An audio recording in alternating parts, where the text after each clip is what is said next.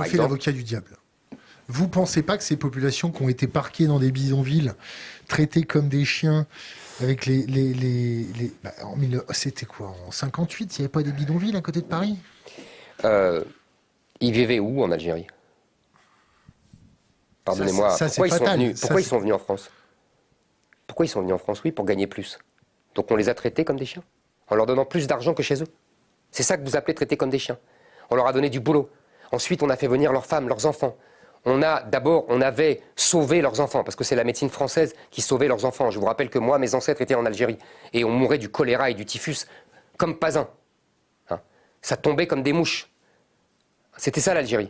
C'était un cloaque. C'était des marais incessants, et la France a assaini tout cela. La médecine française a permis à ces gens qui étaient 2 millions d'habitants en 1830, d'être 10 millions en 1962 et 40 millions aujourd'hui. C'est ça, les appeler comme des chiens.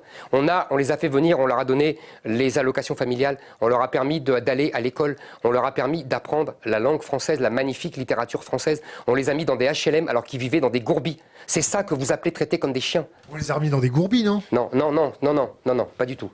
Les HLM ont été transformés par des gourbis par la population elle-même. Quand il y a une population autre, les HLM sont impeccables. Et il n'y a pas de dégradation et il n'y a pas de vol. Bon, alors arrêtez avec ça. On ne les a pas maltraités du tout. D'ailleurs, je discute avec beaucoup de Maghrébins, en particulier les Kabyles, qui le savent très bien. La France a été bonne fille et bonne mère et très généreuse. Et on ne les a pas parqués. On les a mis dans des HLM où nous étions, nous, les pieds noirs. Simplement, ce sont eux qui ont chassé les autres.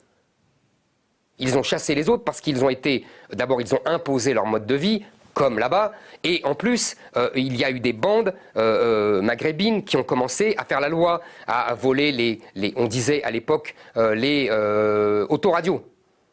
C'était le vol des autoradios, ça a commencé comme ça, dans fin des années 70. Donc moi, j'avais toute ma famille dans les banlieues. Je sais exactement ce qui s'est passé, je l'ai vu. Donc ne me racontez pas d'histoire. On les a royalement traités et on continue. Vous savez, aujourd'hui,